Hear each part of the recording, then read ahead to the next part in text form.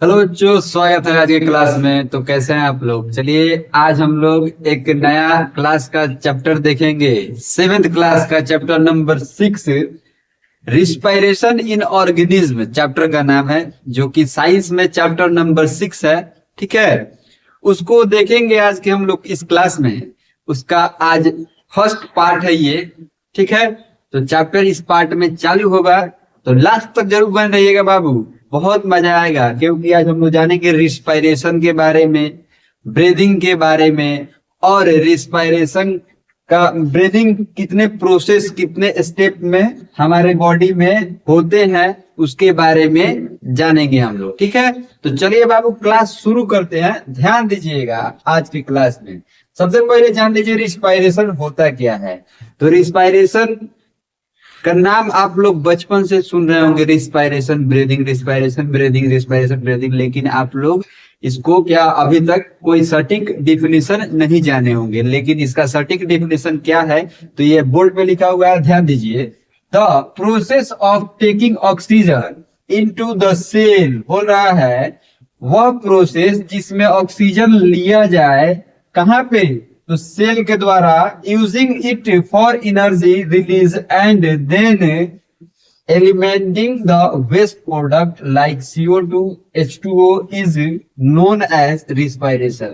बोल रहा है कि वैसा प्रोसेस जिसमें ऑक्सीजन लिया जाए हमारे सेल के माध्यम से एनर्जी रिलीज करने के लिए, और उसके बाद में जितने भी वेस्ट प्रोडक्ट है हमारे शरीर से, जैसे कि CO2, H2O, वो सब भी रिलीज करने के लिए इसका उपयोग किया जाए, उसी प्रोसेस को हम लोग क्या बोलते हैं, रिस्पायरेशन बोला जाता है। ये चीज आप लोगों को क्लियर हो चुका होगा बाबू।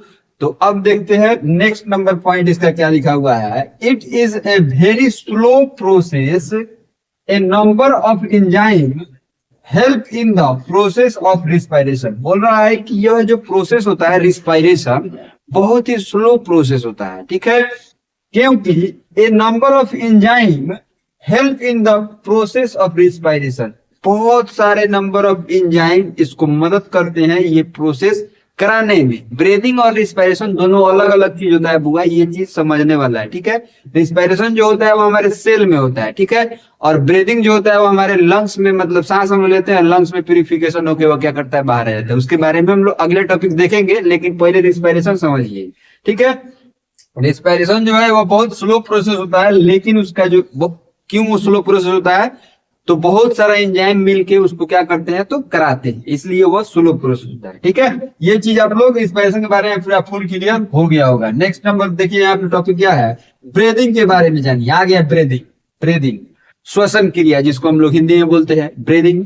देखिएगा, the process of taking in O2 rich air into the lungs and giving out carbon dioxide rich air is known as breathing। बोल रहा है वह प्रोसेस जिसमें ऑक्सीजन लिया जाए, O2 मीन्स ऑक्सीजन होता है, रिच एयर, एयर से ऑक्सीजन हम लोग लेते हैं, इनटू द लंग्स, कहा जाता है बुआ, तो लंग्स में जाता है, and giving out carbon dioxide, और क्या चीज को छोड़े, तो कार्बन डाइऑक्साइड को छोड़े, रिच इन एयर, कहां पे छोड़ दे, तो हवा में, मतलब छोड़ दे, बाहर निकाल दे अपने लंग्स से, इज नोन एज ब्रीदिंग, उसको क्या बोला जाता है, ब्रीदिंग बोला जाता है। ठीक है, चलिए एक बार और समझ लीजिए, वह प्रोसेस जिसमें हम लोग हवा के, मतलब हवा से क्या करें, ऑक्सीजन हमारे लंग्स में जाए, लंग्स में जाके प्यूरिफिकेशन हो जाए, हमारा मतलब हमको एनर्जी मिल जाए, और जो वेस्ट प्रोडक्ट है जैसे कि कार्बन डाइऑक्साइड, उसको क्या करें हम लोग, फिर से रिलीज कर दे, यानी कि नाक से हम लोग बाहर निकाल दे, हवा में छोड़ दे उसको, तो उस पूरा प्रोसेस क्या कहा जाता है, तो वह ब्रीदिंग कहा जाता है। ठीक है, इसका दो गो स्टेप होता है, breathing process include 2 steps. Breathing में 2 गो स्टेप्स होता है, पहला को बोलते हैं इनहेलेशन, दूसरा को बोला जाता है एक्सहेलेशन। ठीक है, इनहेलेशन मीन्स क्या होता है और एक्सहेलेशन मीन्स क्या होता है, समझ लीजिए। इनहेलेशन मीन्स यानी कि जब हम लोग ऑक्सीजन को क्या करते हैं, लेते हैं, यानी कि जब एयर हमारे लंग्स में जाता है तो वह इनहेलेशन प्रोसेस कहलाता है, और जब कार्बन डाइऑक्साइड हम लोग क्या करते हैं, बाहर निकालते हैं, तो उसको क्या कहता है, एक्सहेलेशन कहता है। वह इंग्लिश लैंग्वेज में देख लीजिए, इनहेलेशन क्या है, देखिए, the process of taking in air is called inhalation बोल रहा है कि वह प्रोसेस जिसमें हम लोग एयर को क्या करें, अपने लंग्स में लें, उस प्रोसेस को क्या कहा जाता है, इनहेलेशन कहा जाता है। उसी प्रोसेस को क्या कहा जाता है, इनहेलेशन। ठीक है, जैसे कि हम लोग एयर लंग्स में लिए, ऑक्सीजन उसमें से रह गया, वेस्ट प्रोडक्ट जो है वो बाहर निकल गए, लिए तो वह इनहेलेशन प्रोसेस कहा। और जब छोड़े, sorry, giving out of air is called exhalation. बोल रहा है कि जो हवा हम जो छोड़े उसको क्या बोलते हैं, एक्सहेलेशन बोला जाता है।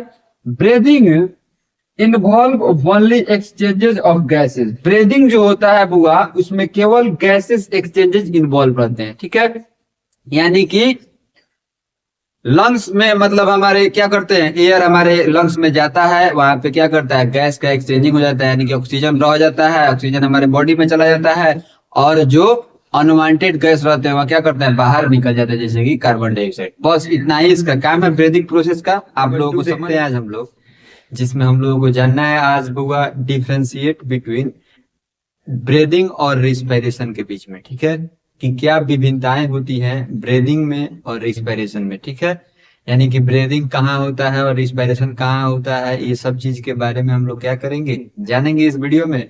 तो लास्ट तक जरूर बने रहिएगा बाबू। और एक और चीज के बारे में जानना है, टाइप ऑफ रिस्पायरेशन, यानी कि कितने टाइप के रिस्पायरेशन होते हैं। ठीक है ना, उसके बारे में भी हम लोग जानेंगे, उसका टाइप जान लेंगे कि टोटल कितना टाइप होता है, और कल के वीडियो में हम लोग उसको पूरा एक्सप्लेन करके क्या करेंगे, जान लेंगे। तो चलिए बाबू क्लास शुरू करते हैं बिना कोई टेंशन के। तो ध्यान दीजिएगा बाबू, पार्ट नंबर 2 है ये। सबसे पहले यहाँ पे लिखा हुआ है differentiate between breathing and respiration. Difference between breathing and respiration, breathing और रिस्पायरेशन में क्या डिफरेंसेस होते हैं उसके बारे में हम लोग जान लेते हैं। तो ध्यान दीजिएगा बाबू, यहाँ पे 4 पॉइंट लिखा हुआ है दोनों का। ठीक है, यही 4 पॉइंट क्या करना है, याद कर लेना है, और एग्जाम में ये क्वेश्चन आता है इस चैप्टर से, लिख के दे रहे हैं आज हम। लिख लीजिएगा इसको कि सर बोले थे कि डिफरेंशिएट बिटवीन ब्रीदिंग और रिस्पायरेशन एग्जाम में आता है बउआ, तो याद कर ही लेना है, इसको मिस आउट नहीं करना है। ध्यान दीजिए, ब्रीदिंग क्या होता है, it is a mechanical process. बोल रहा है कि ब्रीदिंग जो होता है वो क्या होता है, मैकेनिकल प्रोसेस होता है। रिस्पायरेशन का पहले का पॉइंट देखिए क्या लिखा हुआ है, it is both physical and biochemical process. इसमें क्या होता है कि इसमें दोनों तरीका होता है, फिजिकल भी होता है और बायोकेमिकल प्रोसेस भी होता है, दोनों प्रोसेस होता है इसमें रिस्पायरेशन में। लेकिन ब्रीदिंग में केवल क्या होता है, तो मैकेनिकल प्रोसेस ही होते हैं। पहले का नंबर पॉइंट समझ में आ गया। दूसरा नंबर पॉइंट देखिएगा, in breathing no energy is released. बोल रहा है कि ब्रीदिंग में कोई एनर्जी का रिलीजमेंट नहीं होता है, यानी कि यह एक प्रोसेस है जिससे हम लोग क्या करते हैं, सांस ले मतलब हवा लेते हैं, लंग्स में जाता है। ये भी जानेंगे कि ब्रीदिंग कहाँ पे होता है। ठीक है, तो यहाँ पे हम बता रहे हैं ना कि लंग्स में जाता है और प्यूरिफिकेशन होके बाहर आ जाता है, जो वेस्ट मटेरियल होता है और जो ऑक्सीजन रहता है हमारे बॉडी को मिल जाता है। तो इसमें कोई एनर्जी नहीं रिलीज होता है। लेकिन इन रिस्पायरेशन एनर्जी इज रिलीज, लेकिन रिस्पायरेशन में क्या होता है कि एनर्जी रिलीज होता है in the form of ATP. किस चीज के फॉर्म में, तो एटीपी के फॉर्म में।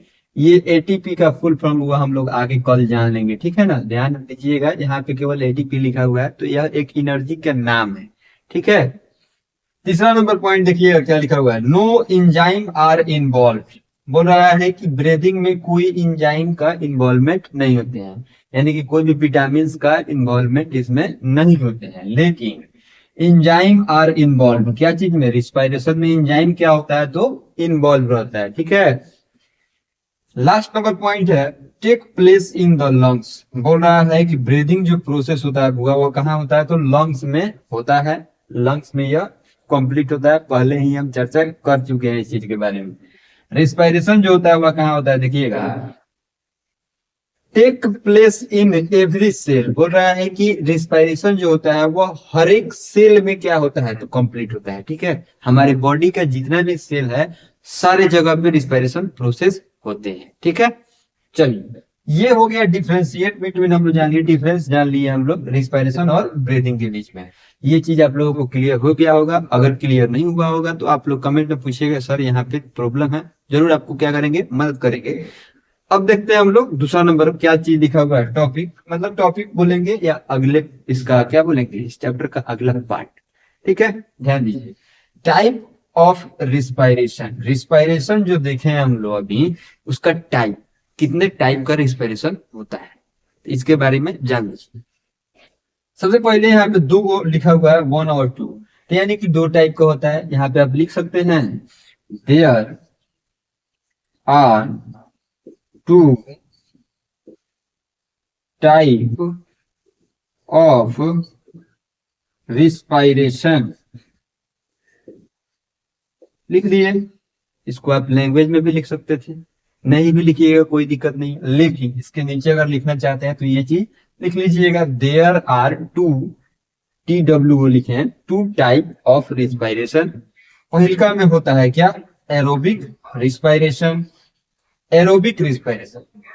दूसरा में होता है एनएरोबिक रिस्पायरेशन। दो टाइप का रिस्पायरेशन होता है, एरोबिक रिस्पायरेशन और एनएरोबिक रिस्पायरेशन। ठीक है, एरोबिक रिस्पायरेशन कहाँ होता है, क्या होता है, इसके बारे में कल के क्लास में हम लोग जानेंगे। ठीक है बाबू, तो आज के क्लास में अगर कोई भी दिक्कत हो तो आप लोग कमेंट पूछ लीजिएगा। अगर नए नए अभी आए थे आप मेरे चैनल पे तो चैनल को सब्सक्राइब करके ही जाइएगा। ठीक है, और बेल आइकन को दबा दीजिए, क्योंकि आपके पास नोटिफिकेशन चला जाएगा। डेली का डेली क्लास आता है, तो आप लोग डेली का डेली क्लास आप लोग देख सकते हैं।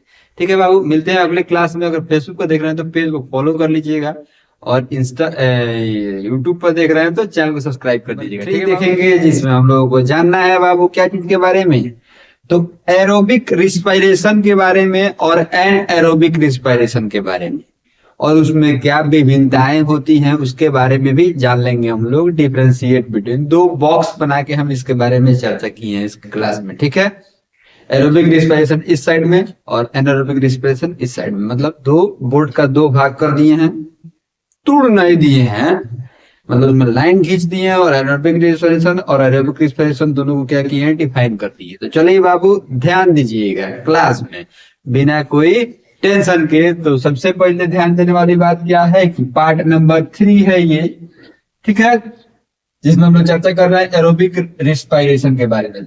1 नंबर पॉइंट देखिएगा क्या लिखा हुआ है, occur in the presence of oxygen, oxygen के प्रेजेंस में यह प्रोसेस होता है। कौन प्रोसेस, एरोबिक रिस्पायरेशन, ऑक्सीजन के प्रेजेंस में ही होता है।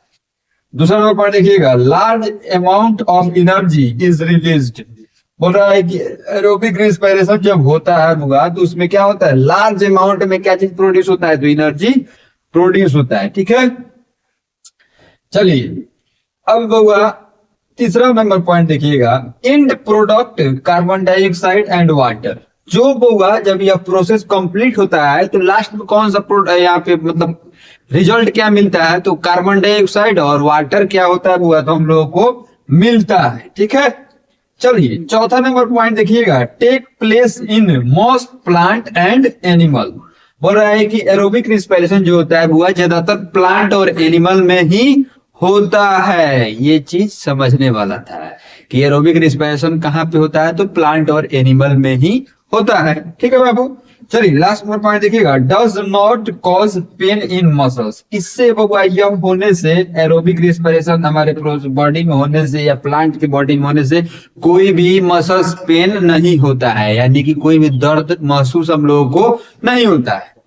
चलिए अब हम लोग ये तो देख लिए एरोबिक रिस्पायरेशन के बारे में, अब हम लोग देखेंगे एनएरोबिक रिस्पायरेशन के बारे में। सफाई इसका विपरीत होता है, यानी कि उल्टा बोल सकते हैं हम लोग। ठीक है, एनारोबिक रिस्पायरेशन में दूसरा कुछ होता है और एरोबिक रिस्पायरेशन में दूसरा कुछ होता है, लेकिन प्रोसेस दोनों तनी मिला जुला के क्या होता है, तनी मनी मिलता जुलता रहता है। ठीक है, तो वही बात है, ध्यान दीजिएगा। अगर in the absence of oxygen, इसमें प्रेजेंस था, इसमें अब्सेंस है, यानी कि बिना ऑक्सीजन के प्रेजेंस के या क्या होता है, तो एनारोबिक रिस्पायरेशन हो जाता है। दूसरा नंबर पॉइंट देखिएगा, लेस एनर्जी इज रिलीज, इसमें कोई एनर्जी ही रिलीज नहीं होता है। ठीक है, मतलब ये होगा तो नुकसान ही होगा। ठीक है, चलिए इसमें क्या होता है, एंड प्रोडक्ट देखिए, and product lactic acid in muscles. बोल रहा है कि मसल्स में क्या होता है, ये जब एनारोबिक रिस्पायरेशन हमारे बॉडी में होने लगता है तो हमारे मसल्स में लैक्टिक एसिड का मात्रा क्या होता है, बढ़ जाता है। ठीक है, सापक पानी के जैसा बढ़ेगा।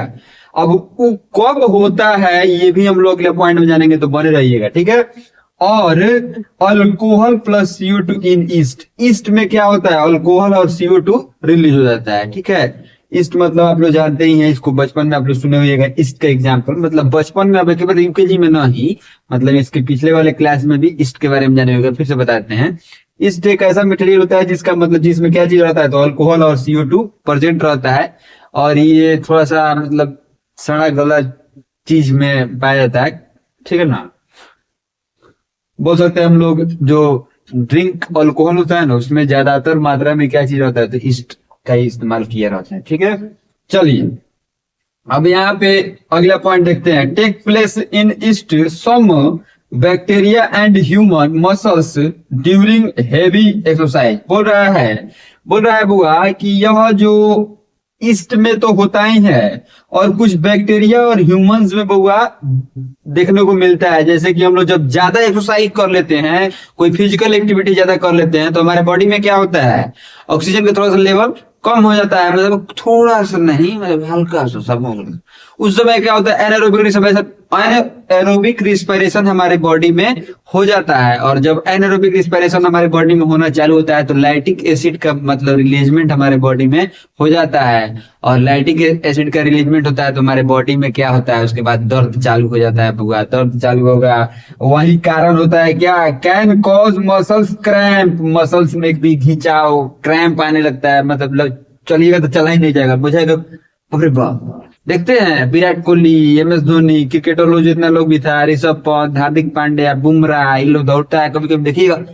हाँ, एगो वर्ल्ड कप का मैच आप लोग को याद होगा, अफगानिस्तान और ये ऑस्ट्रेलिया का मैच था। ग्लेन मैक्सवेल को बार बार 2023 के वर्ल्ड कप में आप लोग देखे होइएगा तो याद होगा आप लोगों को। ठीक है ना, बार बार गिर जा रहा था, वही क्रैम्प आता है। ठीक है, खड़ा ही नहीं हुआ जाएगा आपसे। ठीक है ना, जहां पे भी आएगा, हाथ में भी आ जाता है, पैर में भी आ जाएगा। जब आप ज्यादा एक्सरसाइज कर लीजिएगा, वह किस चीज के माध्यम से होता है, तो जब हमारे बॉडी में एनारोबिक रिस्पिरेशन होता है और लैक्टिक एसिड का मात्रा हमारे बॉडी में बढ़ जाता है तब।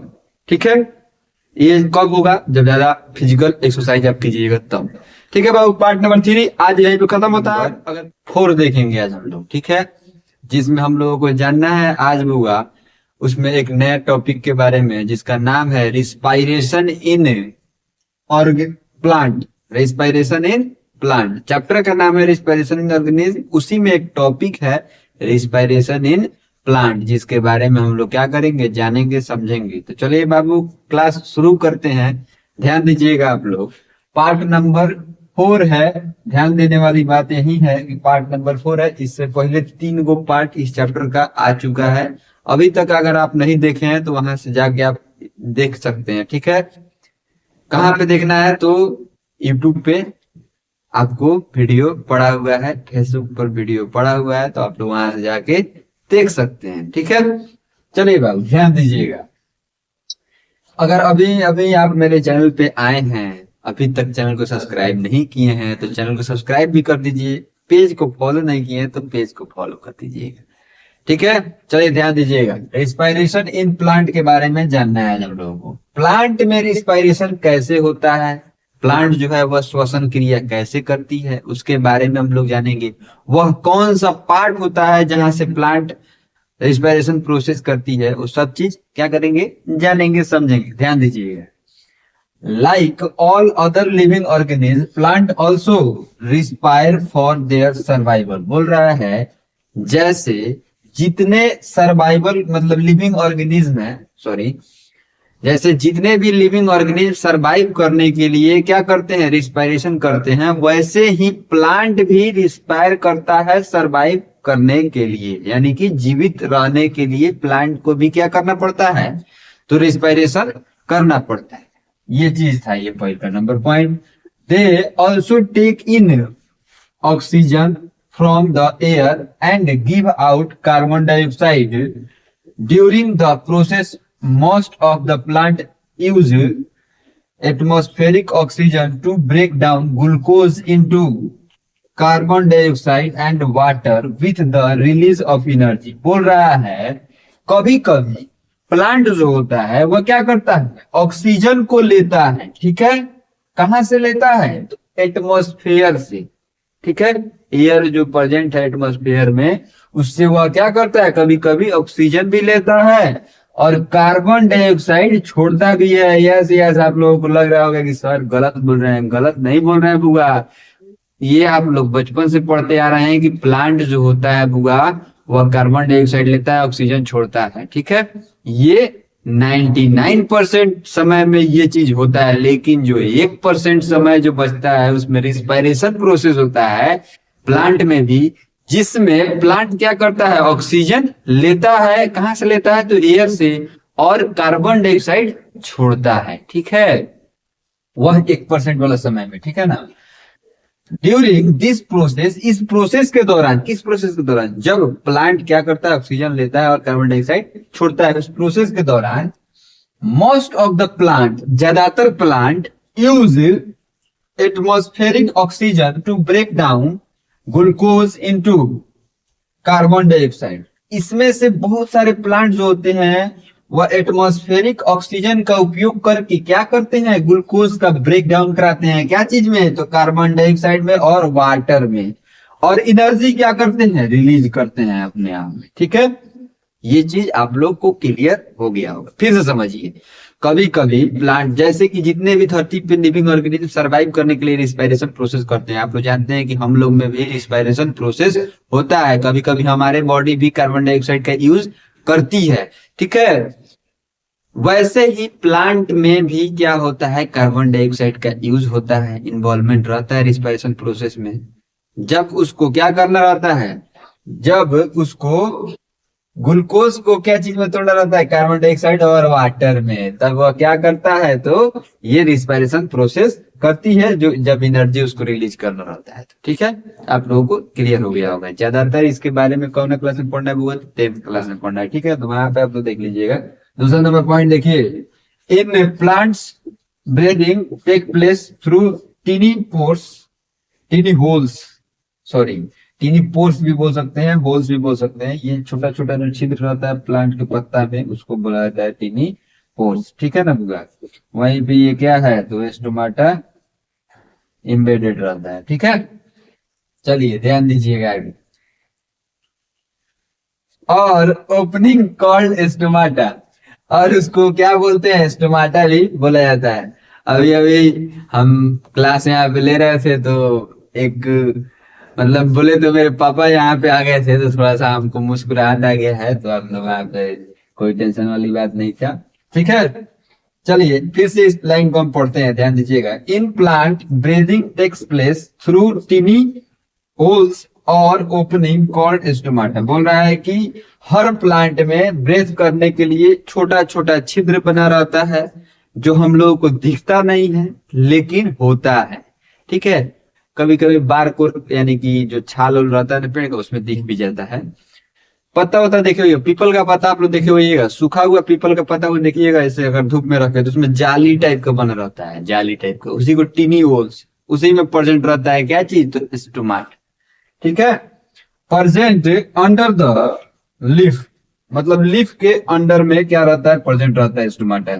ये स्टोमाटा बना हुआ है। स्टोमाटा का कौन बड़ा सा इमेज हम बना के क्या करेंगे, डिस्क्राइब करेंगे। लेकिन आज आप लोगों को यह चीज समझना था कि लीफ में स्टोमाटा कहाँ रहता है, तो लीफ के सरफेस पे प्रेजेंट रहता है। ठीक है, क्या चीज प्रेजेंट रहता है, तो स्टोमाटा। ठीक है ना, याद रखिएगा लोग, अगर कहीं पे पूछा जाए स्टोमाटा कहाँ पे प्रेजेंट है, तो ऐसे डायग्राम बना के इसको क्या करना है, लिख दीजिएगा। ठीक है, रिस्पायरेशन प्लांट में कहाँ होता है, पूरा ये चीज लिख दीजिएगा, आपको फुल नंबर मिल जाएगा। चलिए बाबू अगर भी देखेंगे। ठीक है, उस चैप्टर का 5वां नंबर ये पार्ट है। ठीक है बाबू, जिसमें आज हम लोग को जानना है स्टोमल अपार्टस के बारे में, यानी कि ओवरऑल स्टोमाटा के बारे में हम लोग क्या करेंगे, जानेंगे हम लोग कि जो प्लांट रिस्पायरेशन करता है, जो स्टोमाटा के थ्रू जो लिप्स में प्रेजेंट रहता है, उसका स्ट्रक्चर कैसा होता है, स्टोमाटा होता क्या है, स्टोमाटा में क्या क्या चीज होता है, कैसे वह रिस्पायरेशन प्रोसेस में इन्वॉल्वमेंट रहता है उनका, उसके बारे में हम लोग क्या करेंगे, जानेंगे इस क्लास में। तो बाबू लास्ट तक जरूर बन रहिएगा। अभी अभी अगर मेरे चैनल पे आप नए आए हैं तो चैनल को सब्सक्राइब कर दीजिएगा बाबू। ठीक है, चलिए बाबू क्लास शुरू करते हैं, ध्यान दीजिएगा। चैप्टर नंबर 6 क्लास 7 का 5वां नंबर पार्ट है ये, स्टोमल अपार्टस के बारे में हम लोग क्या कर रहे हैं, देख रहे हैं इस पार्ट में।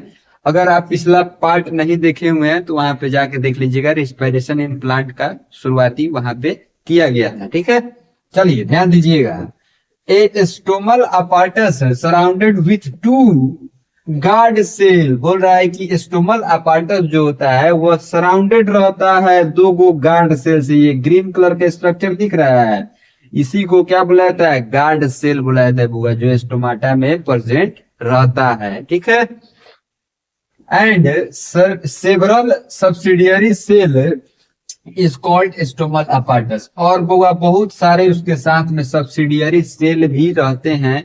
सब चीज जब मिलता है तो क्या चीज का निर्माण कराता है? स्टोमल अपार्टस का निर्माण कराता है। ठीक है, एक बार और समझ लीजिए, जो स्टोमल अपार्टस होते हैं, स्टोमल अपार्टस, वह उसमें क्या रहता है? स्टोमल ओपनिंग जो रहता है वह क्या चीज से सराउंडेड रहता है? तो दो गो गार्ड सेल से सराउंडेड रहता है, उसके साथ में बहुत सारे सब्सिडियरी सेल भी इन्वॉल्व रहते हैं। जब सारा चीज बुआ एक साथ मिलता है तो क्या चीज का निर्माण कराता है? तो स्टोमल अपार्टस का निर्माण कराता है। पहला नंबर पॉइंट आपको क्लियर हो गया होगा। दूसरा नंबर पॉइंट देखिएगा, the opening and closing of stomata is brought about by the expansions and contraction TION छूट गया था बाबू, सॉरी, of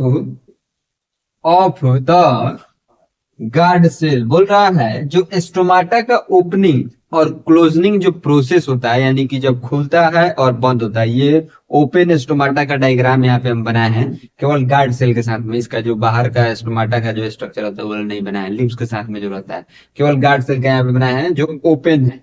और जब क्लोज होता है, ये क्या चीज से होता है? तो बुआ, तो ओपनिंग और क्लोजनिंग जो होता है स्टोमाटा का, वह कंट्रैक्शन और क्या चीज से? एक्सपेंशन से। एक्सपेंशन जब करता है तो क्या करता है? खुल जाता है, स्टोमाटा ओपन हो जाता है।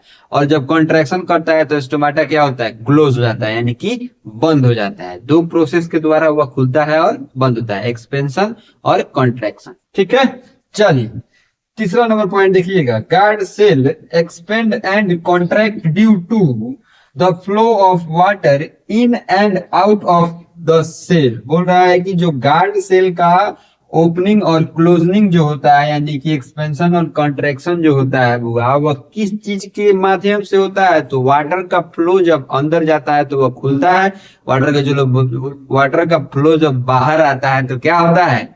बंद हो जाता है। ठीक है बाबू, चलिए ये चीज भी आपको क्लियर हो गया हो। तीसरा नंबर पॉइंट। चौथा नंबर पॉइंट देखिएगा, the exchange of gases in plant is not as fast as in animal. बोल रहा है कि एनिमल में जितना जल्दी जल्दी गैसेस के एक्सचेंजिंग होता है, यानी कि जितना जल्दी हम लोग सांस लेते हैं उतना जल्दी प्लांट सांस नहीं लेता है। उसका जो प्रोसेस होता है वह थोड़ा स्लो होता है।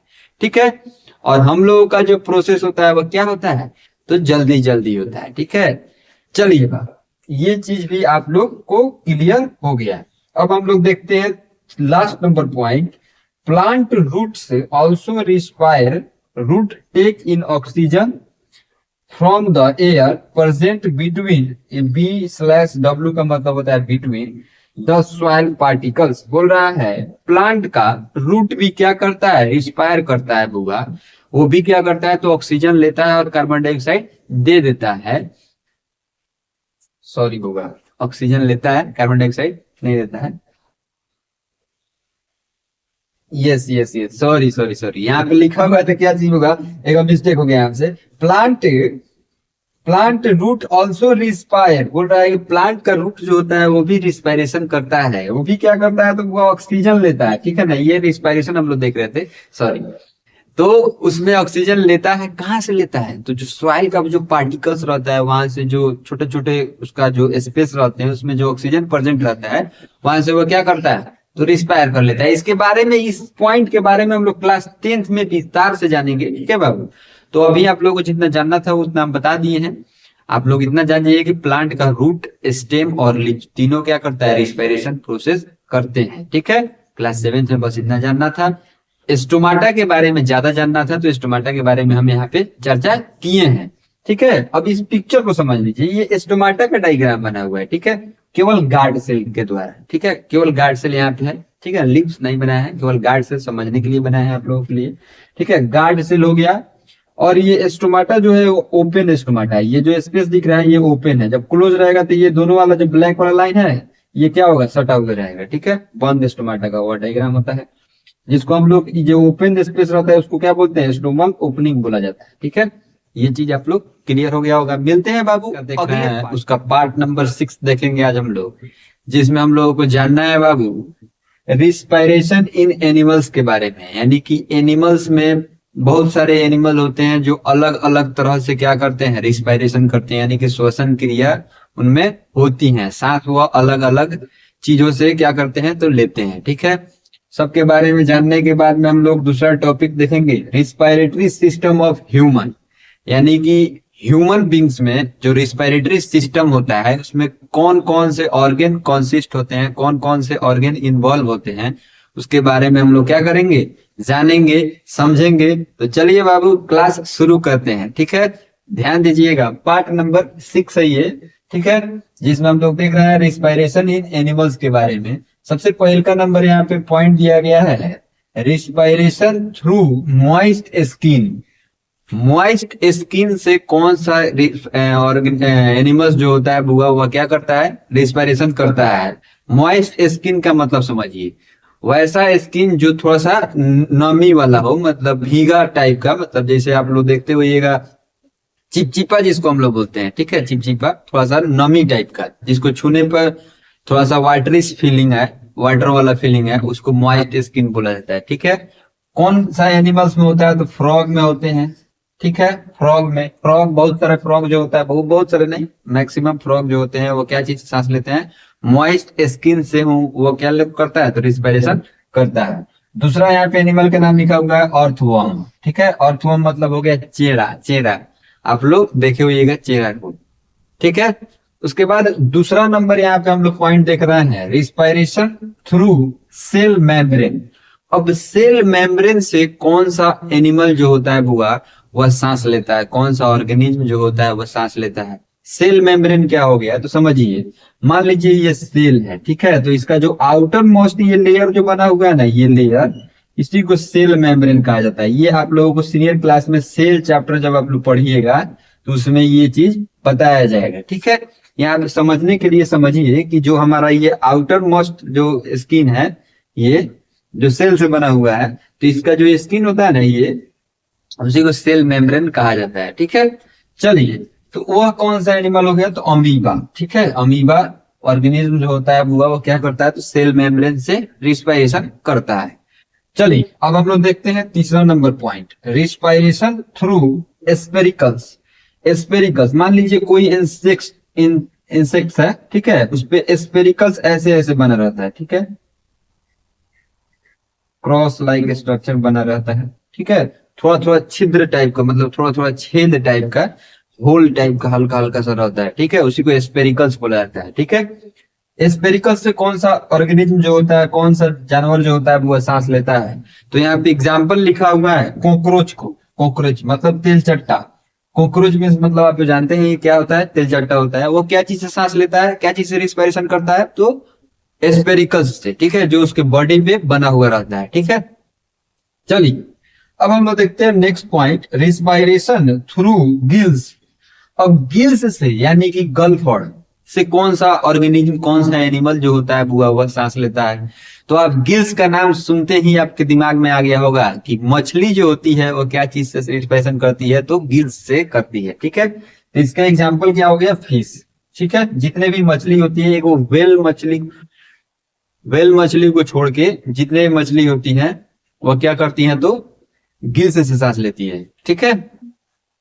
चलिए अब हम लोग देखते हैं नेक्स्ट टॉपिक हम लोग का इस चैप्टर का, रिस्पायरेटरी सिस्टम ऑफ ह्यूमन। यानी कि रिस्पायरेटरी सिस्टम यानी कि श्वसन क्रिया करने का जो सिस्टम बना हुआ है ह्यूमंस में, उसमें कौन कौन से ऑर्गन कॉन्सिस्ट होते हैं, कौन कौन सा बॉडी पार्ट इन्वॉल्व रहता है, उसके बारे में हम लोग जान लेते हैं। तो सबसे पहले नोजल कैविटी यानी कि नाक। सबसे पहले हमारे श्वसन क्रिया में नाक का अहम भूमिका होता है, यहीं से एयर क्या करते हैं हम लोग लेते हैं नोजल कैविटी से, ठीक है। दूसरा नंबर हो गया लैरिंक्स। लैरिंग्स हुआ यहाँ पे जब नाक के जब अंदर जाता है तो यहाँ पे एक पार्ट रहता है जिसको हम लोग लैरिंग्स बोलते हैं, ठीक है। आप लोग जब इसका डायग्राम देखिएगा अपने बॉडी का, ये बना रहता है रिस्पिरेटरी सिस्टम का जब डायग्राम, तो वहां पे लैरिंग्स को भी क्या किया रहता है, इंडिकेट किया रहता है, ठीक है। उसके बाद यहाँ पे लिखा हुआ है ट्राइकिया। ट्राइकिया हुआ क्या होता है, तो ट्राइकिया नोजल कैविटी से ही अटैच, मतलब नोजल कैविटी जाके आगे जो होता है लैरिंग्स के जस्ट नीचे जो पार्ट रहता है उसको क्या बोलते हैं, ट्रैकिया बोलते हैं। 3 पार्ट इन्वॉल्व हो गया रेस्पिरेटरी सिस्टम ऑफ ह्यूमन में, ठीक है। उसके बाद ब्रोंकी। ब्रोंकी मीन्स क्या होता है बुआ, तो ब्रोंकी आप लोग जानते हैं कि ये लंग्स का मतलब, सॉरी, ट्रैकिया के बाद वाला जो पार्ट होता है उसको क्या बोलते हैं हम लोग, ब्रोंकी बोलते हैं, जो रिस्पिरेटरी सिस्टम ऑफ ह्यूमन में कंसिस्ट रहता है। उसका उपयोग होता है हमारे रिस्पिरेशन में। उसके बाद लास्ट में यहाँ पे लंग्स लिखा हुआ है, यानी कि जहाँ पे एयर हम लोगों का क्या होता है, प्यूरिफिकेशन होता है, जहां से हम लोग ऑक्सीजन रख लेते हैं, अनवांटेड गैस क्या करता है फिर से बाहर आ जाता है।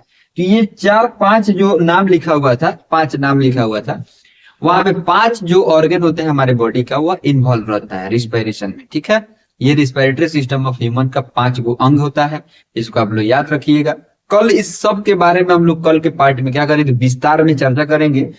आज का जो क्लास था उसके बारे में हम लोग जान लिए, समझ लिए, रिस्पिरेशन इन एनिमल्स के बारे में जाने और रिस्पिरेटरी सिस्टम इन ह्यूमन के बारे में भी जान लिए, यानी कि कौन कौन सा पार्ट होता है। तो चलिए बाबू मिलते हैं अगले का पार्ट नंबर 7 देखेंगे, ठीक है, जिसमें हम लोगों को जानना है। आज बुआ कल देखे थे रिस्पिरेटरी सिस्टम इन ह्यूमन का बहुत सारा पार्ट होता है, मतलब रिस्पिरेटरी सिस्टम जो होते हैं ह्यूमंस का उनमें बहुत सारे पार्ट कॉन्सिस्ट रहते हैं।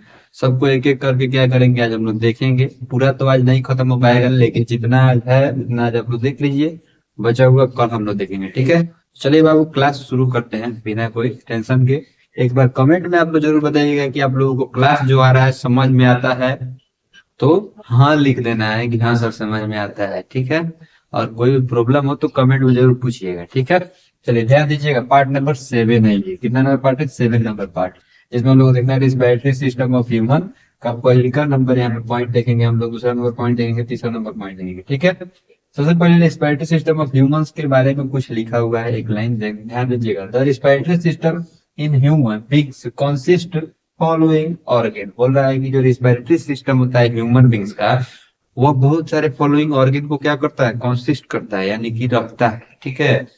जो श्वसन क्रिया का मतलब विधि होता है हम लोग में, ह्यूमन बींग्स के बॉडी में, ब्रीदिंग जो रिस्पिरेशन जो प्रोसेस होता है हम लोग में, उसमें बहुत सारे ऑर्गन क्या होते हैं, इन्वॉल्व रहते हैं। ये आप लोग जानते हैं, जानते हैं कि नहीं, नहीं जानते हैं तो आज जान जाइए, ठीक है। पहले को बोलते हैं नोजल कैविटी। क्या होता है, नोजल कैविटी। दूसरा होता है लैरिंक्स। तीसरा होता है ट्रैकिया। आज हम लोग तीन ही चीज के बारे में जानेंगे। तो नोजल कैविटी के बारे में जानेंगे। नोजल कैविटी मतलब होता है नाक। क्या होता है, नाक। ये दोनों जो छेद है ना, इसी को क्या बोलते हैं, नोजल कैविटी बोला जाता है। Air enter the nose through the nostril and reach the nozzle cavity. बोल रहा है कि एयर जो होता है वह नाक के द्वारा क्या करता है, हमारे कहाँ तक जाता है, तो नोस्ट्रिल में पहुंचता है। मतलब नाक का ये जो होता है ना नोस्ट्रिल, जो छेद है वहां से मतलब पास करके कहाँ पहुंचता है, नोजल कैविटी में पहुंचता है। नोजल कैविटी जस्ट हमारे मतलब यहाँ से नाक वाले जो दो छेद है, दो छेद का जैसे ही यहाँ पे मतलब खत्म होगा, यहाँ पे एक बॉक्स लाइक स्ट्रक्चर बना रहता है, मतलब थोड़ा सा खाली जगह, उसी को क्या बोलते हैं, नोजल कैविटी बोला जाता है। क्या बोला जाता है, नोजल कैविटी, ठीक है। कैविटी बोलिएगा, थोड़ा सा बना दिए हैं। लैरिंक्स के बारे में देखिए, वो लैरिंक्स क्या होता है। The nozzle cavity lead into the pharynx. बोल रहा है कि जो नोजल कैविटी होता है वो कहाँ भेजता है, पहले भेजता है फेरिंक्स के पास। फेरिंक्स भी एक पार्ट होता है जो यहाँ पे रहता है, ठीक है। From pharynx air passes into A rectangular chamber called larynx. बोल रहा है कि फेरिंक्स में जाने के बाद में एक और दूसरा पार्ट होता है लैरिंक्स, जो रेक्टेंगुलर चेम्बर रहता है। फेरिंक्स में एयर जाने के बाद में वहां पे क्या करता है, वह भेजता है, ठीक है। फेरिंक्स और लैरिंक्स दोनों साथ में ही रहता है, ठीक है ना। चलिए अब देखते हैं हम लोग ट्रैकिया के बारे में। ट्रैकिया क्या होता है, देखिएगा। द ट्रैकिया और विंड पाइप। ट्रैकिया को ही दूसरा नाम क्या होता है, तो विंड पाइप कहा जाता है, यानी कि हवा नली। हवा नली कहते हैं हम लोग, जिसमें हवा जाता है, ठीक है। फूड पाइप उसको कहा जाता है, जिसमें भोजन जाता है। दोनों बुआ अलग अलग रहता है, ये आप लोगों को आज मालूम चल रहा है क्या। आप लोग जान जाइए कि श्वसन क्रिया जो होती है वह अलग होती है, अलग पाइप से होती है, और फूड वाला पाइप क्या होता है, अलग होता है। ठीक है। is a delicate muscular tube situated in the front of neck। बोल रहा है कि यह जो विंड पाइप जो होता है वह डेलिकेटेड मस्कुलर ट्यूब होता है। ठीक है, यानी कि नर्म मस्कुलर ट्यूब होता है जो हमारे नेक के जस्ट बैक में क्या रहता है, तो सिचुएटेड रहता है।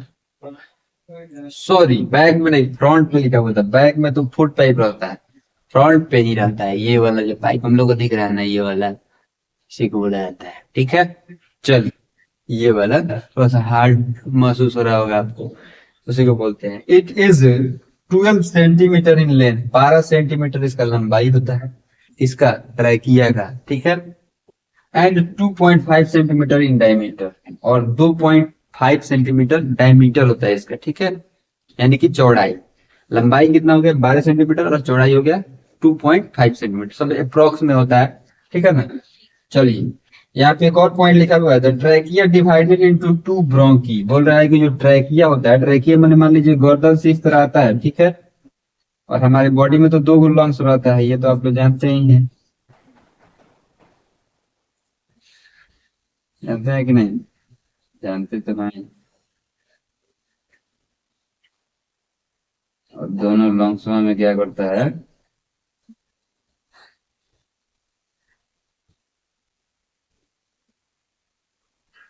बॉन्ड जाता है।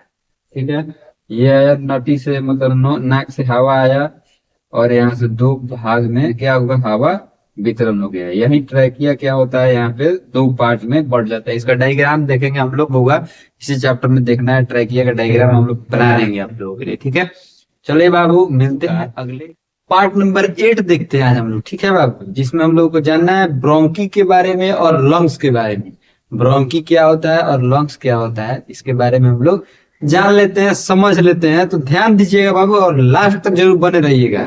और अभी अभी अगर आज मेरे चैनल पे आए हैं तो चैनल को सब्सक्राइब कर दीजिए, क्योंकि इस चैनल पे बुआ आपको बहुत सारे चैप्टर का वीडियो बना हुआ मिल जाएगा, पार्ट बाय पार्ट। और आप लोग देख के आप अपने एग्जाम में क्या कर सकते हैं, नंबर अच्छे ला सकते हैं। ठीक है बाबू, बहुत ही इजी वे में आपको डिफाइन किया जाता है इस चैनल पे, तो आप बुआ उसके लिए टेंशन ना लें। ठीक है ना। और बोर्ड का भी तैयारी यहाँ पे VIP वाला सिस्टम से कराया जाता है। तो चलिए बाबू ध्यान से देखिएगा और लास्ट तक जरूर बनिएगा बाबू। पार्ट नंबर 8 है। ठीक है, देखिएगा ब्रोंकी के बारे में देखना है। ब्रोंकी क्या होता है, तो आप लोग कल देखे थे कि ट्रैकिया जो होता है वो 2 पार्ट में डिवाइड होता है, जिसको हम लोग क्या बोलते हैं, ब्रोंकी बोला जाता है। ठीक है, जो दोनों लंग्स में क्या करता है, तो जाता है। ठीक है, अब चलिए बाबू हम लोग देखते हैं क्या चीज के बारे में, उसी के बारे में थोड़ा सा विस्तार से। Each bronchus led to the lungs, बोल रहा है कि दोनों ब्रोंकस जो होता है दोनों लंग्स में क्या करता है, पहुंच जाता है। दोनों लंग्स में जाने के बाद ऑफ इट्स ऑन साइड, दोनों अपने अपने साइड में चला जाता है। यानी कि एक ट्रैकिया यहाँ से मतलब जाता है और 2 पार्ट में, 2 ब्रोंकी में डिवाइड होता है। एक ब्रोंकी राइट लंग्स में चला जाता है और एक ब्रोंकी लेफ्ट लंग्स में चला जाता है। लंग्स बोल दिए, लंग्स होता है, क्या होता है, लंग्स। ठीक है, थोड़ा सा बोलते बोलते ये सब वर्ड ऐसा होता है ना कि अगर आप स्पीड में, खूब स्पीड में बोलिएगा, 10 बार 15 बार बोलते चलिएगा, तो क्या होगा, थोड़ा सा आवाज फंस जाता है। ठीक है, तो चलिए ध्यान दीजिएगा आगे। Each bronchus then bronchus into a smaller tube known as bronchioles। बोल रहा है कि जितने भी ब्रोंकस होते हैं, यानी कि जिन 2 पार्ट में जो ब्रोंकिस टूटा हुआ है, ये आगे चल के छोटे छोटे पार्ट में इनका भी डिवीजन क्या होता है, हो जाता है। उस छोटे छोटे पार्ट को क्या बोला जाता है बुआ, तो ब्रोंक्यूल्स बोला जाता है। क्या बोला जाता है, ब्रोंक्यूल्स। ठीक है, ब्रोंक्यूल्स। अब इसके बारे में ये ब्रोंक्यूल्स, ब्रोंकस और लंग्स का डायग्राम हम लोग क्या करेंगे, कल देखेंगे। लंग्स का डायग्राम आप नहीं भी देखिएगा तो कोई दिक्कत नहीं है, लेकिन ब्रोंकिस और ब्रोंक्यूल्स का क्या करना, हमको डायग्राम देखना होगा। ठीक है, ब्रोंक्यूल्स और ब्रोंकस का। ठीक है, डायग्राम हम लोग कल के पार्ट में क्या करेंगे, देख लेंगे। They end in the globules called air sac और एल्वोली। बोल रहा है कि जो ब्रोंक्यूल्स जो होते हैं उनका जो लास्ट पॉइंट रहता है उनपे एक गोला टाइप बना रहता है। गोला का नाम क्या रहता है? एल्वोली बोलते हैं या एयर सैक बोला जाता है। जहां पे एयर क्या होता है? Where exchange of gases take place. यही छोटा छोटा जो जगह बना रहता है बुआ, वहीं पे क्या होता है? तो गैसियस एक्सचेंज होते हैं, यानी कि गैस का एक्सचेंज एल्वोली में ही होता है। और एल्वोली कहाँ पे रहता है? तो ब्रोंक्यूल्स में प्रेजेंट रहता है, उसके लास्ट टिप पे प्रेजेंट रहता है। ठीक है बाबू, तो चलिए ये चीज आपको अगर नहीं अच्छा से समझ में आया हुआ तो कल डायग्राम देख लीजिएगा। सब चीज का डायग्राम जब देख लिया जाता है तो दिमाग में सेट होता है। लैंग्वेज आप आज देख लीजिए, डायग्राम क्या कीजिएगा कल देख लीजिएगा। ठीक है, क्योंकि आज बोर्ड पे थोड़ा बाबू जगह नहीं था तो आपको वही समझाने के लिए यहाँ पे हम बनाए हैं, आप लोग समझ सकते हैं। ठीक है, ये हो गया, देखिए ये हो गया क्या आपका ट्रैकिया, यहाँ से डिवाइड हो गया तो ब्रोंकस में। ब्रोंकस क्या हो गया? आगे चल के बहुत सारे ब्रोंक्यूल्स में डिवाइड हो गए। ब्रोंक्यूल्स क्या हुआ? उसके लास्ट टिप पे क्या बना हुआ है? एयर सैक, जिसको एल्वोली के नाम से भी हम लोग क्या करते हैं जानते हैं। जहाँ पे एयर क्या होता है? तो एक्सचेंज होता है। ठीक है, गैस क्या होता है? तो एक्सचेंज होता है, यानी कि ऑक्सीजन जाता है और कार्बन डाइऑक्साइड बाहर आ जाता है। बस यही तो समझना था यहाँ पे, लास्ट इतना ही तो था। चलिए लंग्स के बारे में देखते हैं हम लोग। लंग्स क्या होता है? लंग्स मीन्स होता है वो फेफड़ा, फेफड़ा जिसको हम लोग बोलते हैं। ठीक है, यह एक प्रोटेक्टिव ऑर्गन है हमारे बॉडी का, जो हम सॉरी प्रोटेक्टिव नहीं बोलते हैं, सॉरी रिब केस जो होता है वह क्या है? प्रोटेक्टिव ऑर्गन है, जो क्या चीज को प्रोटेक्ट करता है? तो लंग्स को प्रोटेक्ट करता है। ठीक है, और लंग्स का क्या काम है? तो हमारे बॉडी में गैसियस एक्सचेंज कराना। ठीक है, चलिए lungs are 2 in number. Lungs बोल रहा है कि लंग्स कितने नंबर में होते हैं? तो 2 होता है हमारे बॉडी में। ठीक है, दोनों साइड में, लेफ्ट में और राइट में, दोनों साइड में 2 लंग्स रहते हैं। ठीक है, and are present in the chest. और कहाँ प्रेजेंट रहता है? तो हमारे चेस्ट कैविटी, यानी कि छाती में प्रेजेंट रहता है, जिसको हिंदी में क्या बोला जाता है? छाती बोला जाता है। ठीक है, चेस्ट यहीं पे प्रेजेंट है हमारा लंग्स। ठीक है ना, दोनों साइड में प्रेजेंट रहता है। ठीक है, of the body, air sac are richly supplied with blood, take in oxygen and give out carbon dioxide and water। बोल रहा है कि जो एयर होता है वह हमारे एयर सैक पे पहुंचने के बाद में क्या होता है? तो मतलब एक्सचेंज होने के बाद में वह सप्लाई होता है हमारे ब्लड में। और ब्लड क्या करता है? तो ऑक्सीजन, मतलब ब्लड में ऑक्सीजन क्या करता है? मिल जाता है। समझिए, लंग्स में हवा क्या करता है? पहुंचता है वहां पे एयर सैक के माध्यम से। एयर क्या होता है? ऑक्सीजन, मतलब वहां से छट जाता है और कार्बन डाइऑक्साइड निकल जाता है। और ऑक्सीजन कहाँ चला जाता है? तो ब्लड में चला जाता है। और ब्लड क्या करता है? हमारे पूरे बॉडी में ऑक्सीजन का विस्तृत करा देता है, यानी कि पहले ऑक्सीजन कहाँ जाता है? ब्लड में मिलता है, और ब्लड क्या करता है? पूरे बॉडी में ऑक्सीजन को फैला देता है। ठीक है, चलिए यही तो चीज था यहाँ पे। और बाहर क्या क्या चीज को निकालता है? तो कार्बन डाइऑक्साइड को और वाटर को बाहर निकाल देता है। ये तो आप लोग ऊपर से देखते आ रहे हैं कि रिस्पिरेशन में क्या होता है? तो हम लोग ऑक्सीजन लेते हैं और कार्बन डाइऑक्साइड छोड़ देते हैं। चलिए यहाँ पे लिखा हुआ है लास्ट दूसरे का number point, blood carry oxygen. बोल रहा है कि ब्लड जो होता है वह कैरी करता है ऑक्सीजन को, यानी कि ब्लड ऑक्सीजन को क्या करता है? ढोता है, ले जाता है। ठीक है, to all part of the body from the lungs. बोल रहा है कि लंग्स से हमारे पूरे बॉडी में अगर ऑक्सीजन का सप्लाई कोई कराता है तो वह क्या चीज कराता है? ब्लड कराता है। ठीक है, चलिए बाबू यही था आज के क्लास में, हम लोगों को जानना था लंग्स के बारे में और ब्रोंकियस के बारे में। चलिए ये चीज खत्म हो गया रिस्पिरेटरी सिस्टम ऑफ ह्यूमन के बारे में जो हम लोग पढ़ रहे थे। अब हम लोग इस चीज का डायग्राम कल के पार्ट में देख लेंगे, और डायग्राम देखने के बाद में अगले जो टॉपिक होगा, नया टॉपिक, उसके बारे में चर्चा करेंगे। तो चलिए बाबू क्लास यहीं पे खत्म हुआ है। ठीक है, अगर आपको कोई दिक्कत परेशानी हो तो कमेंट में जरूर पूछिएगा। और बाबू अभी तक चैनल सब्सक्राइब नहीं किया तो कर दीजिए। ठीक है, और प्लीज कर दीजिएगा। ठीक है, दिल से रिक्वेस्ट है आप लोगों से। एक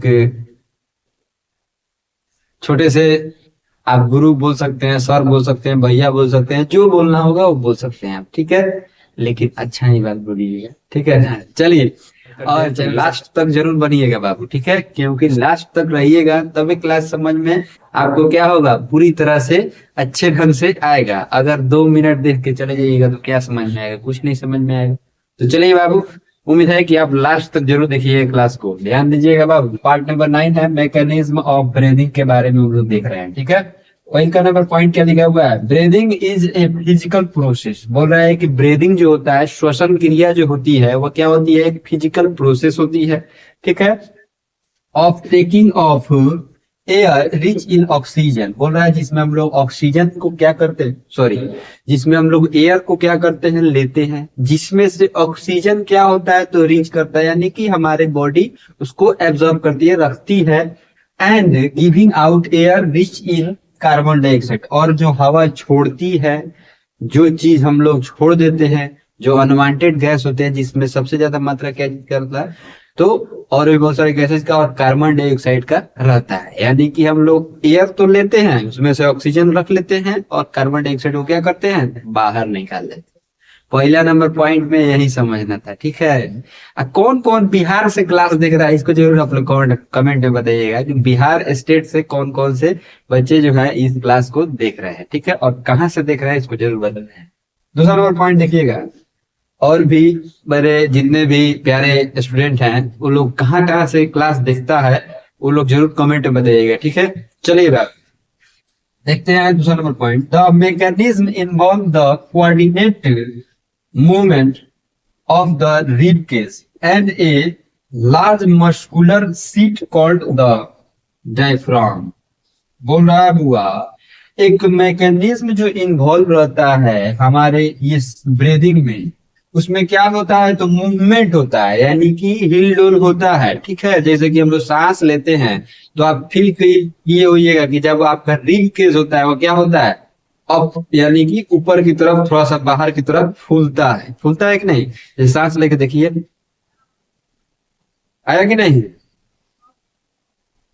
नीचे गया कि नहीं। तो ये जो मूवमेंट होता है रिब केज का, और नीचे एक मसल्स का सीट रहता है जो आपके रिब केज के जस्ट, लंग्स के जस्ट नीचे रहता है, उसको हम लोग क्या बोलते हैं, लार्ज मस्कुलर सीट है, जिसका नाम क्या होता है, तो डायफ्राम होता है। जो लंग्स मान लीजिए ये हो गया, ये लंग्स, और नीचे ये क्या रहता है, तो ऐसे एक मस्कुलर सीट है जो क्या करता है, जब हम लोग सांस लेते हैं तो ये ऊपर की तरफ इसको मतलब पुश करता है, यानी कि फूलने में मदद करता है लंग्स, ठीक है।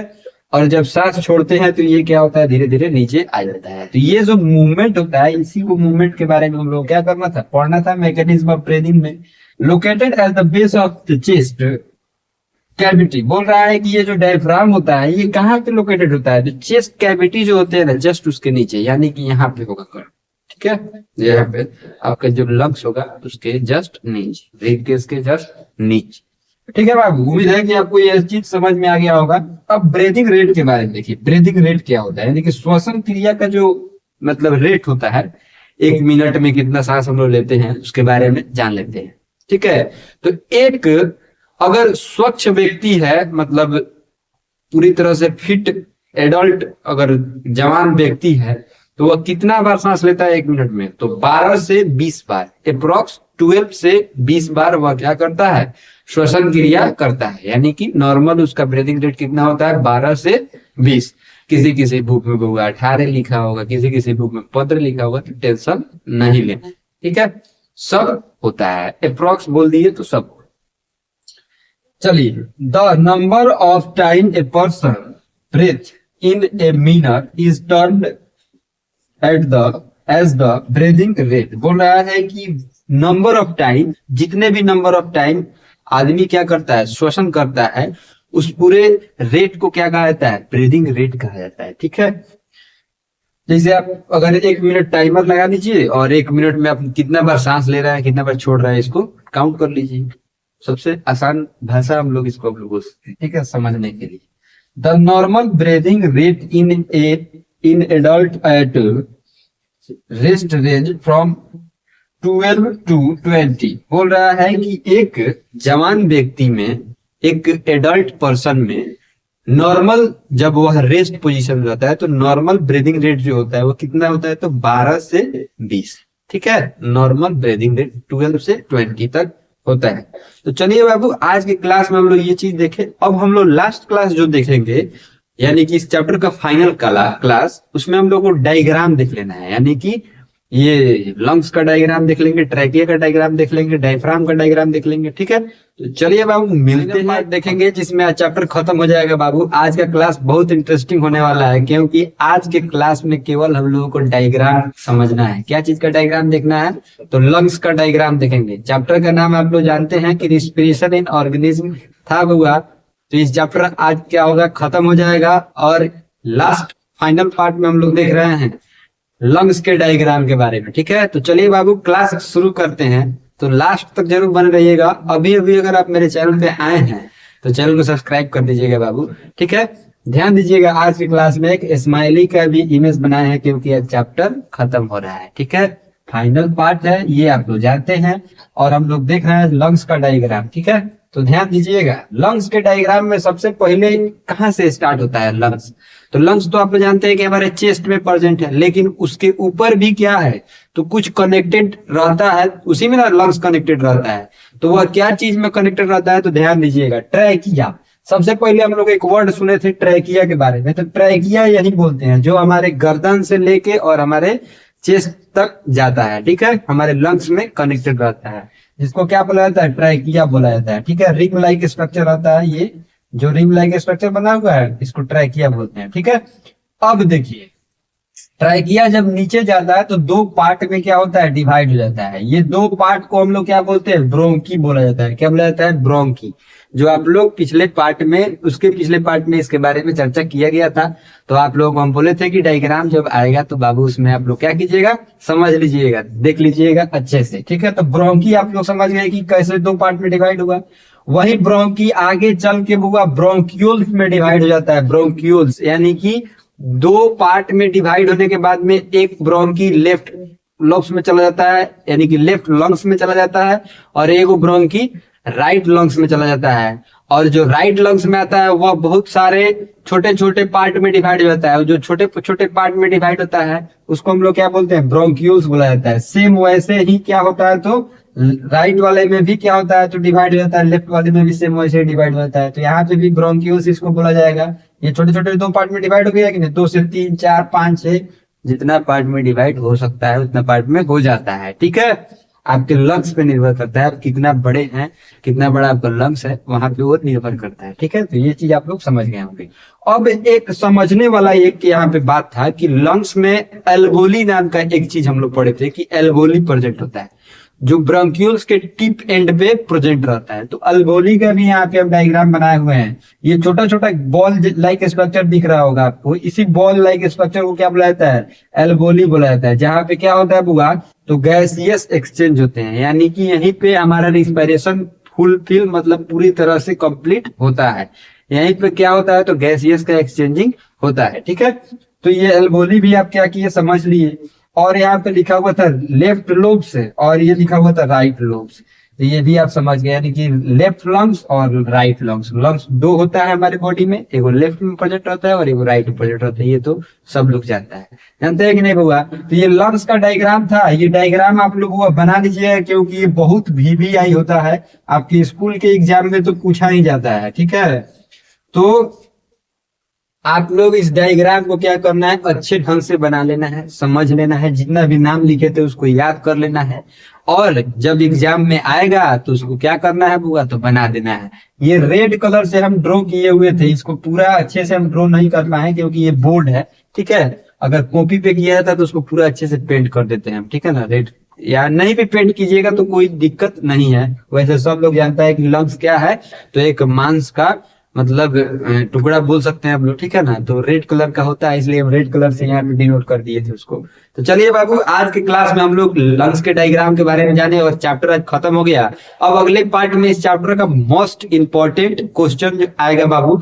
तो आप लोग चैनल को अगर आप सब्सक्राइब नहीं किए हैं तो कर लीजिएगा। ठीक है, सब्सक्राइब कर लीजिएगा। ठीक है ना, और बेल आइकन पे जरूर। नंबर 6 रेस्पिरेशन इन ऑर्गेनिज्म का मोस्ट इंपॉर्टेंट टॉप 8 क्वेश्चन देखेंगे। ठीक है बाबू, इस 8 क्वेश्चन में से लगभग इतना इंपॉर्टेंट क्वेश्चन है ये 8 हो कि लगभग हर एक क्वेश्चन एग्जाम में पूछा गया है। ठीक है, आपके स्कूल के एग्जाम में हो या कोई भी एग्जाम में हो, ये क्वेश्चन सब आता है। ठीक है, आपके स्कूल के एग्जाम में इस 8 क्वेश्चन में से लगभग कुछ कुछ क्वेश्चन जो होगा जरूर आएगा, ये नहीं आने का सवाल ही नहीं है।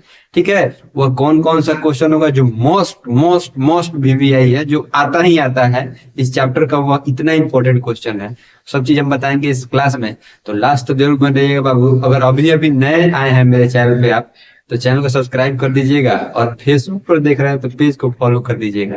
चलिए बाबू क्लास शुरू करते हैं, लास्ट तक जरूर बने रहिएगा। ठीक है, टॉप 8 क्वेश्चन है। ठीक है बुआ, आज इस चैप्टर का ये लास्ट वीडियो है।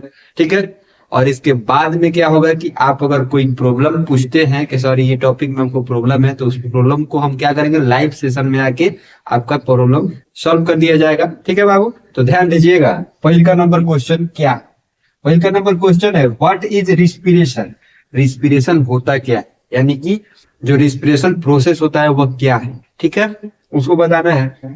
Explain it importance for living organism. Living organism में इसका क्या इंपॉर्टेंस है, क्या महत्वपूर्णता है इस रिस्पिरेशन प्रोसेस का, उसके बारे में आपको बताना है। पहला नंबर क्वेश्चन, ये क्वेश्चन एग्जाम में पूछा जाता है 2 मार्क्स में भी, 3 मार्क्स में भी, 4 मार्क्स। तो आप लोग इस क्वेश्चन को क्या कीजिएगा, याद कर लीजिएगा बना के, इतना इंपॉर्टेंट है। चलिए दूसरा नंबर क्वेश्चन, हम इसमें जितना भी क्वेश्चन लिखे हैं 8 क्वेश्चन, 8 क्वेश्चन किसी ना किसी एग्जाम में आपके आया हुआ है। ठीक है, तो ये क्वेश्चन आप याद कर लीजिएगा। ठीक है बाबू, बनाए। दूसरा नंबर क्वेश्चन क्या है, डिफरेंशिएट बिटवीन, ये B/W का मतलब होता है बिटवीन। ठीक है, बिटवीन ब्रीदिंग एंड रिस्पिरेशन। बोल रहा है कि ब्रीदिंग और रिस्पिरेशन में क्या डिफरेंशिएट बिटवीन होती है, यानी क्या विभिन्नताएं होती हैं, दोनों प्रोसेस अलग अलग होता है। तो कैसे होता है, इस सबको आप क्या कीजिए, पॉइंट में लिखिए। 3 पॉइंट में लिख सकते हैं, 4 पॉइंट पे लिख सकते हैं, 5 पॉइंट पे लिख सकते हैं। नंबर पे डिपेंड करता है, अगर 3 नंबर में आता है 3 पॉइंट लिखिए, 4 नंबर में आता है 4 पॉइंट लिखिए, 5 नंबर में आता है 5 पॉइंट लिखिए। 3 नंबर से ऊपर में ही ये क्वेश्चन पूछा जाता है। तो ये भी क्वेश्चन हुआ, बहुत इंपॉर्टेंट है, आता है एग्जाम में। तीसरा नंबर क्वेश्चन देखिएगा, what is the differentiate between aerobic and anaerobic respiration, give one example of each. बोल रहा है कि एरोबिक रिस्पिरेशन और एनाएरोबिक रिस्पिरेशन क्या होता है, दोनों में डिफरेंशिएट बिटवीन कीजिए, यानी कि विभिन्नताएं बताइए कि एरोबिक रिस्पिरेशन क्या होता है और एनाएरोबिक रिस्पिरेशन क्या होता है। इसके बारे में आपको डिफरेंशिएट बिटवीन बताना है, और एग्जाम्पल इसका दोनों का देना है। ये क्वेश्चन हुआ एग्जाम में पूछा हुआ क्वेश्चन है, आपके PT1 एग्जाम में या PT2 एग्जाम में या फाइनल एनुअल एग्जाम में जो होने वाला है, अगर ये चैप्टर आ रहा है, मैक्सिमम स्कूल में ये चैप्टर अभी PT2 एग्जाम में आ रहे हैं, तो आप लोग इस चैप्टर को क्या कीजिएगा, इस क्वेश्चन को रट जाइएगा, क्योंकि ये क्वेश्चन छप गया होगा आपके एग्जाम। आएगा तो आएगा, इतना लिख के हम देते हैं, अगर नहीं आया तो आके हमसे पूछिएगा कि सर नहीं आया। ठीक है, चलिए चौथा नंबर क्वेश्चन देखिएगा, why do we breathe faster during heavy exercise, explain. बोल रहा है कि हम लोग जब कोई हेवी एक्सरसाइज करते हैं, यानी कि फिजिकल एक्टिविटी, जब हम लोग कोई हेवी करते हैं, ज्यादा मेहनत वाला काम करते हैं, तो हम लोगों का बॉडी जो होता है वह रिस्पिरेशन तेजी में क्यों करता है, इसको एक्सप्लेन कीजिए। तो बाबू इसको हम पढ़ाए हुए हैं, आप क्यों, जब एक्सरसाइज किया जाता है तो हमारे बॉडी में रिस्पिरेशन जो प्रोसेस होता है वो तेजी में क्यों होने लगता है, तो आप बता दीजिएगा ये क्वेश्चन। ठीक है, इसका आंसर। ठीक है बाबू, चलिए नेक्स्ट क्वेश्चन देखिएगा, what is a breathing rate. Breathing rate क्या होता है, सबसे लास्ट वाला जो पार्ट बनाए थे हम, पार्ट नंबर कितना था, जितना नंबर ये पार्ट हो आप याद कीजिए। ब्रीदिंग रेट के बारे में हम लोग पढ़े हुए हैं, लास्ट के ही लास्ट सेकंड पार्ट में हम लोग देखे थे इसके बारे में, ब्रीदिंग रेट के बारे में। हाउ इज इट मेजर, और ब्रीदिंग रेट को कैसे हम लोग मेजर करते हैं, इसके बारे में भी हम लोग जाने थे। तो आप वहां से क्या कीजिएगा, इस क्वेश्चन को बना लीजिएगा, ये भी क्वेश्चन पूछा जाता है एग्जाम में। नेक्स्ट नंबर क्वेश्चन देखिएगा, 6 number, draw a neat diagram of human respiratory system. बोल रहा है कि ह्यूमन रिस्पिरेटरी सिस्टम का डायग्राम बनाइए, एंड लेवल इट्स मेजर पार्ट, और उसके जो महत्वपूर्ण पार्ट है उसको क्या कीजिए, मेजर कीजिए। तो रिस्पिरेटरी सिस्टम का अगर डायग्राम बनाने के लिए आपके एग्जाम में अगर आ गया, तो आप क्या कीजिएगा, जो ट्रैकिया वाला डायग्राम बनाए थे, लंग्स और ट्रैकिया वाला, ब्रोंकियल ब्रोंकिस ये सब था, अल्वेओली ये सब था, उसको डायग्राम को क्या कीजिएगा, आप रट जाइएगा, और उस डायग्राम को बना के इतना बार प्रैक्टिस कर लीजिए, कभी भी एग्जाम में आए तो सेम टू सेम डायग्राम को आप क्या कीजिए, छाप दीजिए, फुल में फुल नंबर मिलेगा, इसका गारंटी। TNB बायोलॉजी निहाल सर देते हैं आपको।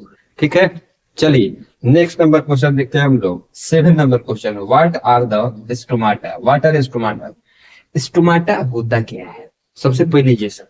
तो स्टोमाटा हुआ प्लांट का रेस्पिरेटरी सिस्टम का एक पार्ट है, ठीक है, जहाँ पे रिस्पिरेशन होता है प्लांट में।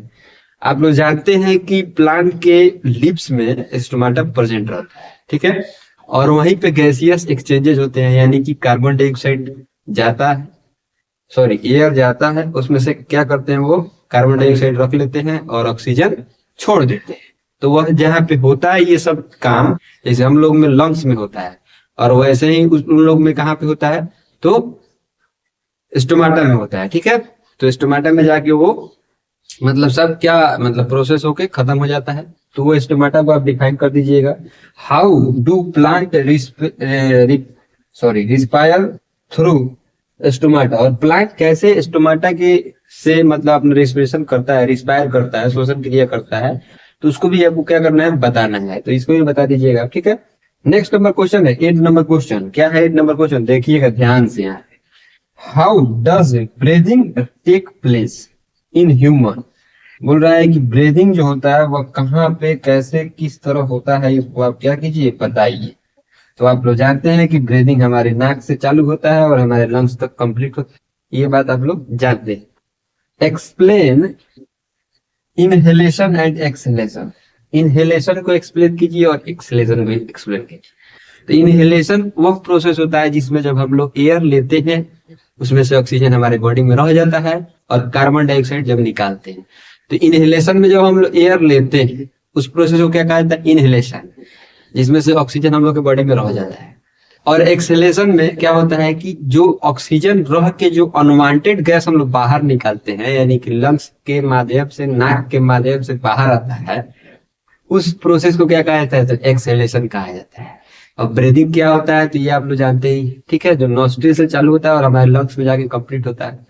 तो ये बात आप लोग सब मालूम है। इस चैप्टर का पूरा हम लोग अच्छे से वीडियो पूरा बना के देख लिए। इस चैप्टर का 1 शॉट वीडियो अगले पार्ट में आने वाला है, तो आप लोग को टेंशन नहीं लेना है। चलिए बाबू, मिलते हैं अगले क्लास में। तब तक के लिए आप लोग अपना बहुत ख्याल रखिएगा। और अभी तक आप मेरे चैनल को सब्सक्राइब नहीं किए हैं तो कर लीजिए, क्योंकि अगले क्लास में आप लोगों को भी मदद मिलेगा, क्योंकि 8 क्लास का भी वीडियो आता है, 9th क्लास का भी वीडियो आता है, 10th क्लास का भी वीडियो आता है, 11th क्लास 12th क्लास सबका आएगा भविष्य में। 11th 12th का भविष्य में आएगा, लेकिन अभी 10th तक वीडियो आएगा इस चैनल पे। आप लोग सब्सक्राइब कर लीजिए और मिलते हैं अगले क्लास में। तो तक के लिए आप लोग बहुत ख्याल रखिए। Bye bye.